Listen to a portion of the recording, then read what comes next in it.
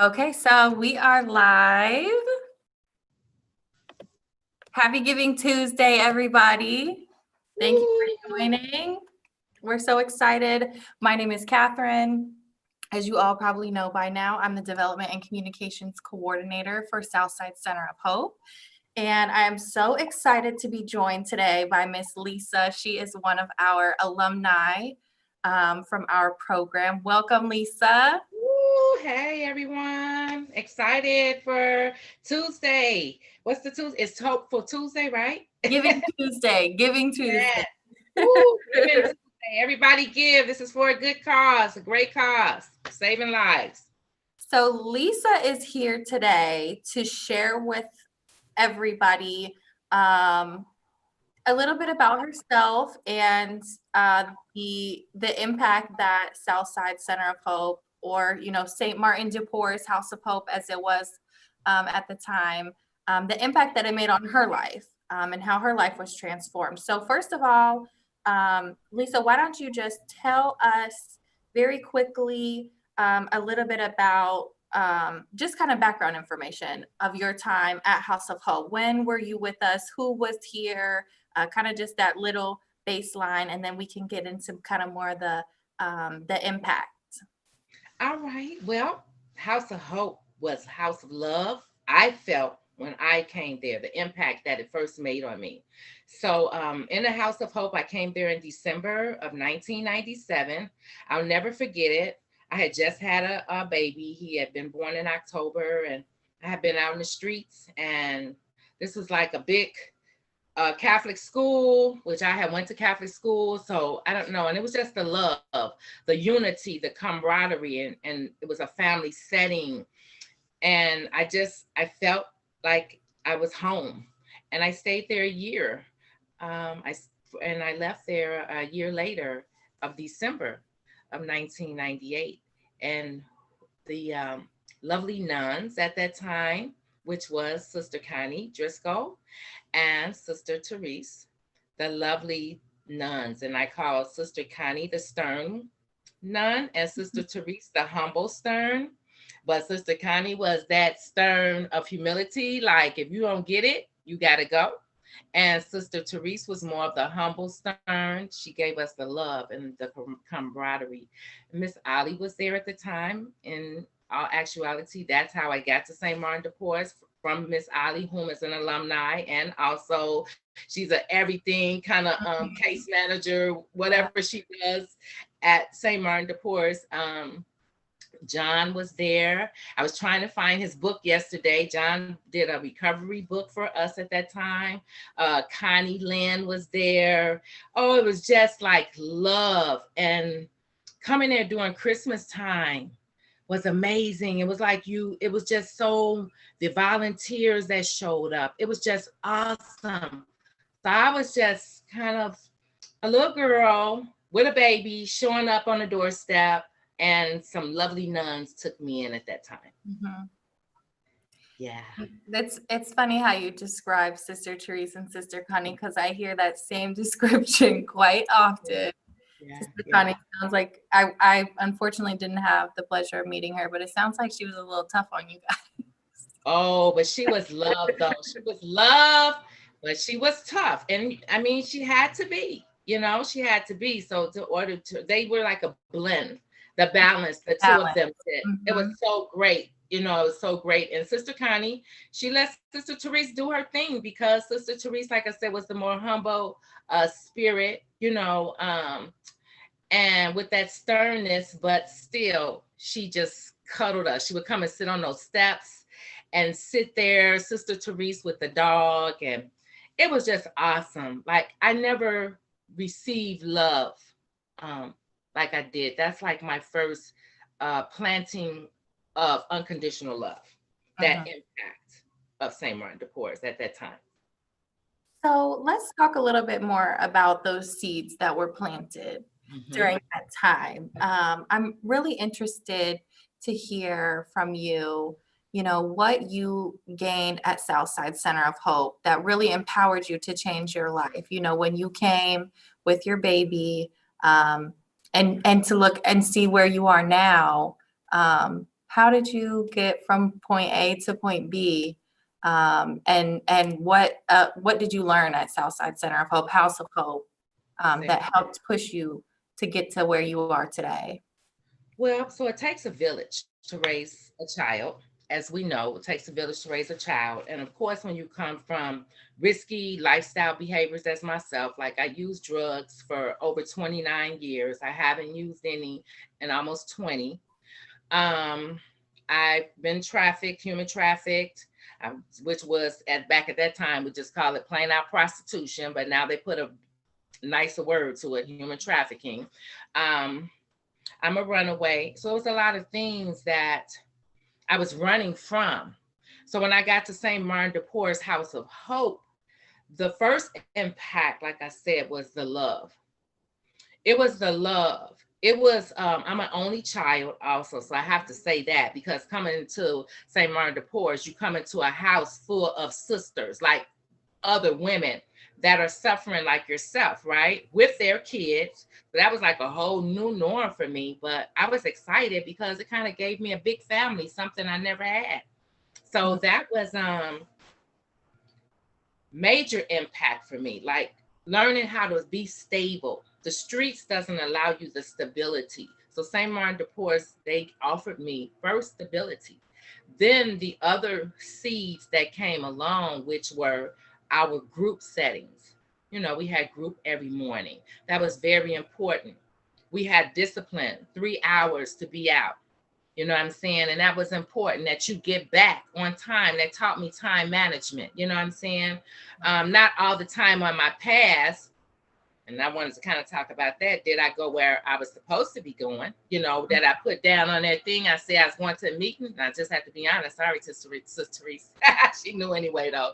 But a lot of girls do it, and they need to know, like, it's going to catch you up in the end. And so, like, I went sometimes on a pass to go see my narcissistic abuser, okay, my batterer. I went to go see him and be with him for 3 hours, you know. So that kind of like left me unstable in my mind. So that's the downfall on me. That was my choice.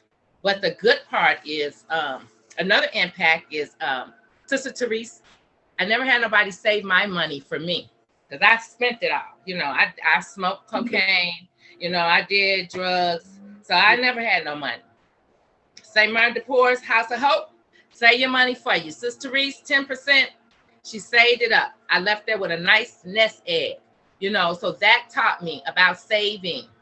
Also, at that time we had the counselors, Miss Ali, you know, which would sit down and be able to talk to us about supportive services, housing. You know, I had lost my housing and everything like that. I really had lost my way, period. I had lost just my whole everything. So it gave me some hope. That's why it's called St. Martin de Porres House of Hope, because it gave me hope. So I just grew, you know, through that. And then we had Juanita that we used to come through. So a lot of the alumni, we had alumni support night. Miss Ali sponsored that a lot, her and Juanita, and then a lot of their sisters, their sponsee sisters would come through. They would sponsor us. They would be our big sisters. So that was very important too, because that was more support, you know, more family, you know, that support is what's important. Like, you need that support.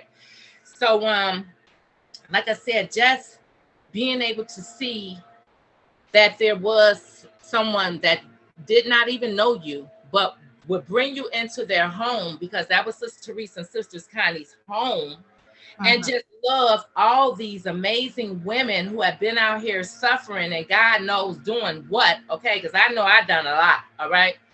But to just open up their doors and just love us, you know, no matter what. Sister Therese knew everyone for their personalities. I never felt judged by her. You know, my kids were there.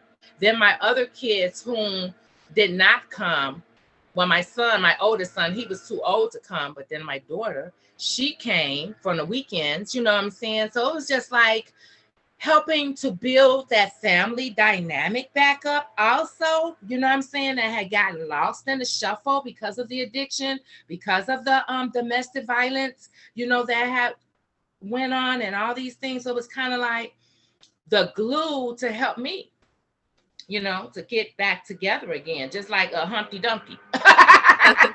And to glue me back together. And then, you know, you go through, they didn't like push you out there. And that was another thing I liked about St. Martin de Porres. First of all, it was free. Let me say free, Yes. 99, free 99. The meals, we got meals 3 times a day. We got groups, I think twice a day. We got Miss Ali and others counseling, great counseling. Okay. We had a roof over our head for all free. And Yeah. then we went through we went through different stages, I would say, you know, which helped us. Like Sister Therese, for the first I think 90 days or no, 6 months, you would sit on them steps with her and tell her you don't want to do nothing. You're not going to do nothing for 6 months, okay? Like who says to you, now Lisa, I need you to tell me you're not going to do anything for 6 months? Nothing. Most places want you to go out and work. They, you know what I'm saying? And it's too soon. Yeah. But so St. Martin de Porres, that foundation was for 6 months, make your meetings, get that sense. Focus on yourself. And then after that, I got sent out to Kyra program. The Kyra program, which gave me job interviewing skills. You know what I'm saying? They took me and put me in, taught me how to dress up, girl. That's how I learned how to polish up my dress up skills with the Kyra program. So the Kyra program, I went through that, and I got blessed with a job. And amazingly, I got blessed with a job that I had went to get hired at when I was using drugs, and she would not hire me. I went through the Kyra program, and she hired me. Yeah. So I got blessed, and I was, and then still, Sister Teresa, Sister Connie, they want to make sure that you okay. We're going to work, so I was still there at St. Martin, I think for about 30 days, working just to get that balance, that vibe, going to working. And then I got an apartment. It was just like everything was supposed to have been. Yeah. So the downfall of that is because I kept going to see the narcissistic sometimes on my past, I went back. So I just need to put that out there to our girls. Like I went back and put my lab coat on. I put my boxing gloves back on with him. Well, I let him put his boxing gloves back on with me, brought him back into my house where I have been blessed with, and lost everything all over again. So to say is though, here I am again, and it's 20 some years later. I haven't picked up no drugs in 20 some years. And I'm just thankful. Just know you don't have to do those things. The House of Hope offers you hope and not dope. Yeah, and I'm glad that you shared that, that you did have, that brief moment of backward movement, because recovery is not easy. It's not a one-stop shop. It's ongoing. It's something you always have to be working on. It's different for everybody. And just because we all, make different choices. They might not be the best for us. We can see that in hindsight. But the moral of the story is that you kept moving forward.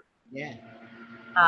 And the House of Hope had given you the foundation that you needed to be able to quickly, see that's not what I want to do. I have these skills. I have these tools. Let's keep going forward. So thank you so much for sharing that, because I think that it is a part of a lot of people's recovery journey. Mm-hmm. And so you never know who might be listening today, and that might just have been what they needed to know, was that it's possible. No matter what, one step back, you can still take 2 forward. You can still take 2 forward. And pretty much, once God takes you out of the fight, try to stay out. Like, why keep going back in when you prayed so hard to stay out? I know I prayed a lot to stay out. I just didn't know how to be enough for me. Mhm. But now I know how to be enough for me. I'm enough. I love me enough to know to stay out of vicious cycles. Yeah. So, you know what I'm You saying? have to And that's recognize what House of them. Hope offers, is to teach us how to stay out of vicious cycles. That was a great impact I got from there too. Learning how to stay out of those vicious cycles. So I just say, anyone, you get the opportunity to come out, stay out. From experience, expertise. Today I'm living.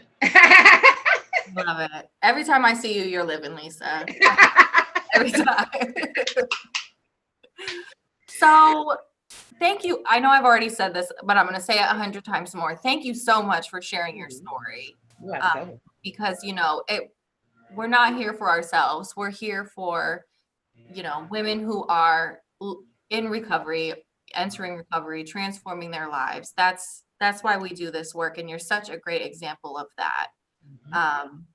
So the only other thing that I would love for you to share with us is just, why others should care. Why should other people be interested in supporting Southside Center of Hope, and even more so in supporting the legacy of Sister Connie and Sister Therese?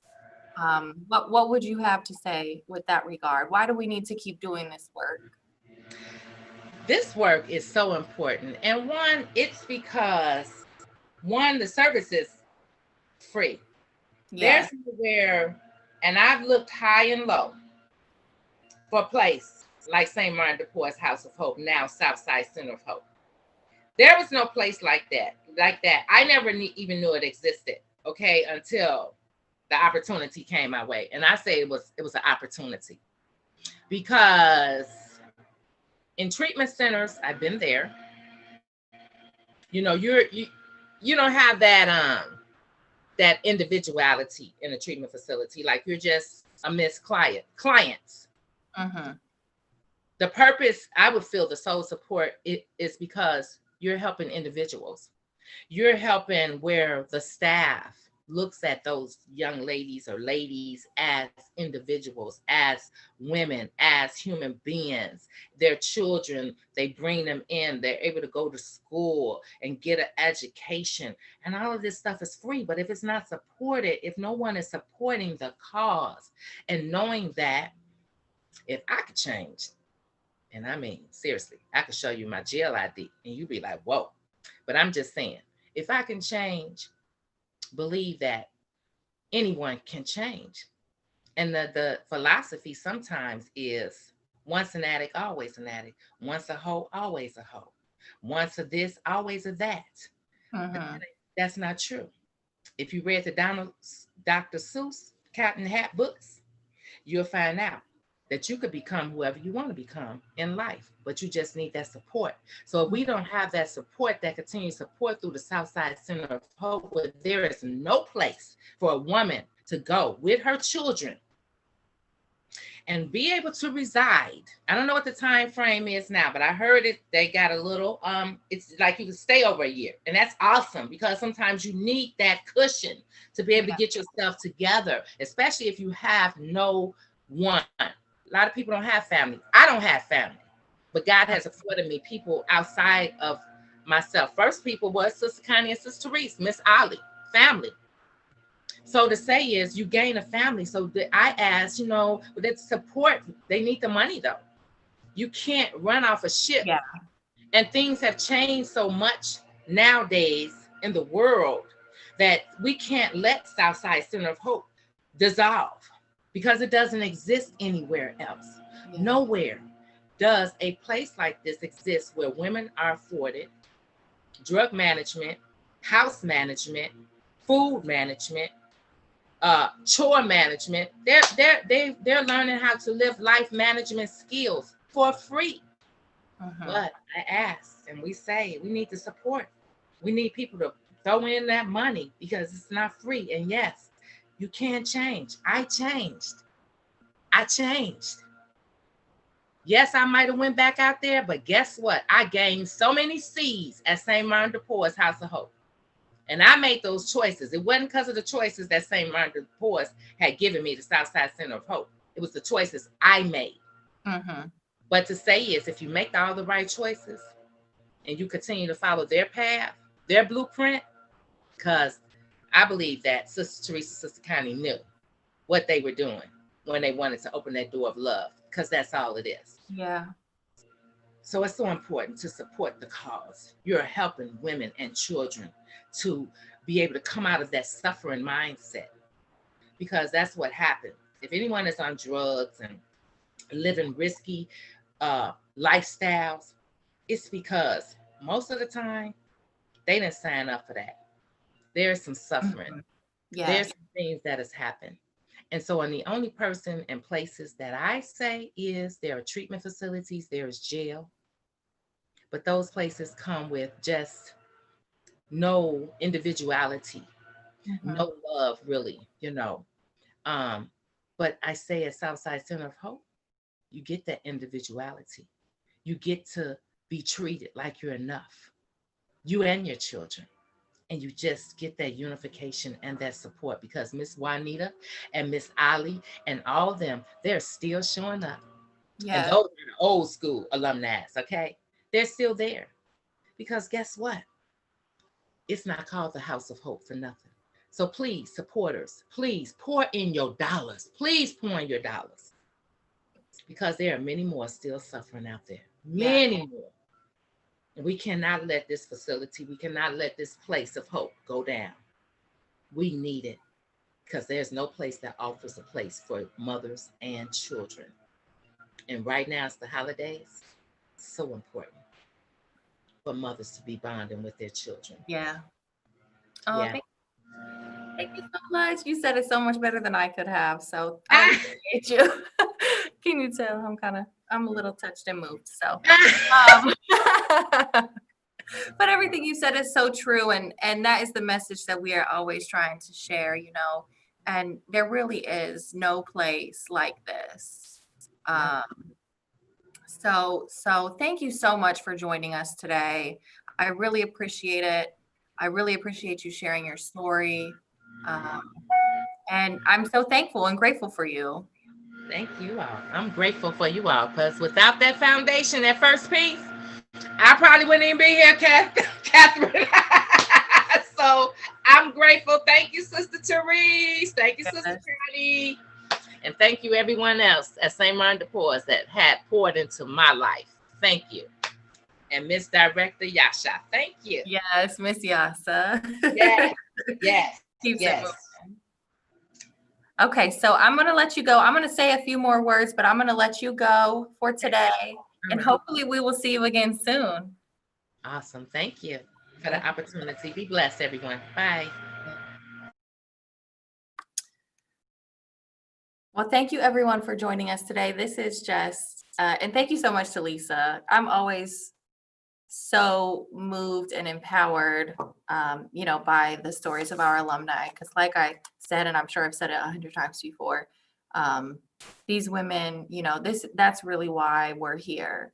Her story is unique, but at the same time, it's, a lot of women share similar experiences. And over the last 37 years, we've been blessed to, help thousands of women transform their lives. And so, I did want to take a moment. I'm going to be doing these live streams all day. We're going to have a variety of guests. And at the end, I'll share a little bit of information with you all. And I wanted to start by talking a little bit about our name change, because I know Lisa had spoken about St. Martin de Porres House of Hope. I say Southside Center of Hope. Everyone says House of Hope. They really all mean the same thing.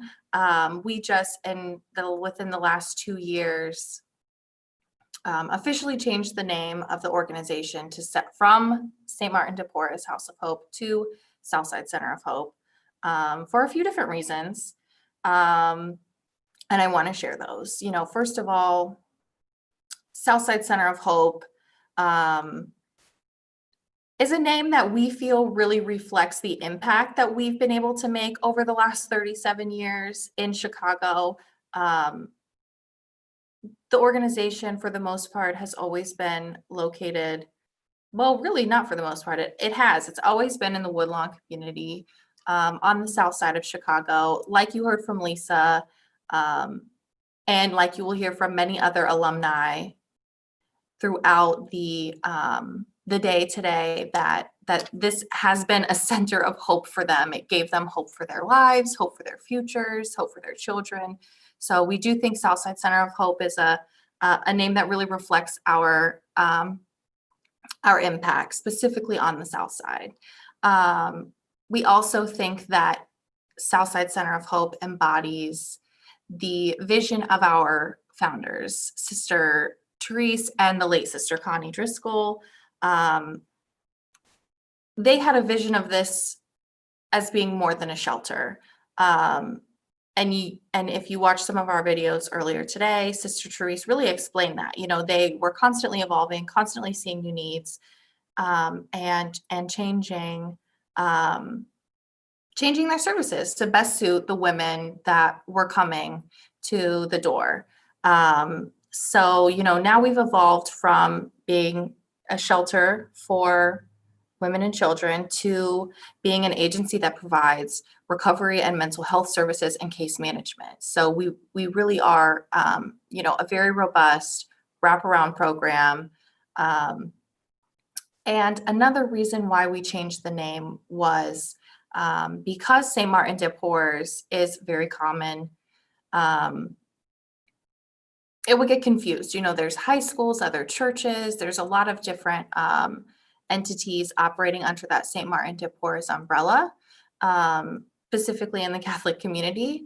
And so that is kind of the final reason of why we changed our name, to set ourselves apart from those other organizations, and also to be more inclusive and welcoming to women of all backgrounds, all beliefs, and all religious affiliations. While we do still, have the legacy and the underlying mission and vision of our co-founders, Sister Therese and Sister Connie. They were both nuns. We also have Brother Tom on the board. Those bones are still there. We want to make sure that this agency continues to be reflective of the diversity that exists in our world and in our city today. So for all of those reasons, we are now Southside Center of Hope. But most people who have been crossing back and forth throughout the last 37 years, we all just kind of lovingly say House of Hope. So I wanted to share that with you. You can look forward to much more information coming your way throughout the day. I'm so thankful to those of you who have tuned in, to those of you who have already donated, to those of you who have shared our posts. Everything helps. Our goal today is to raise money, but our goal every day is also to raise awareness about our mission, about our agency, and about the issues that we face, that the population that we serve are encountering. So any little bit helps, and I'm looking forward to the rest of our day. So you can kind of keep an eye on. I'll be here every hour. So thank you for tuning in, and I will see you all soon.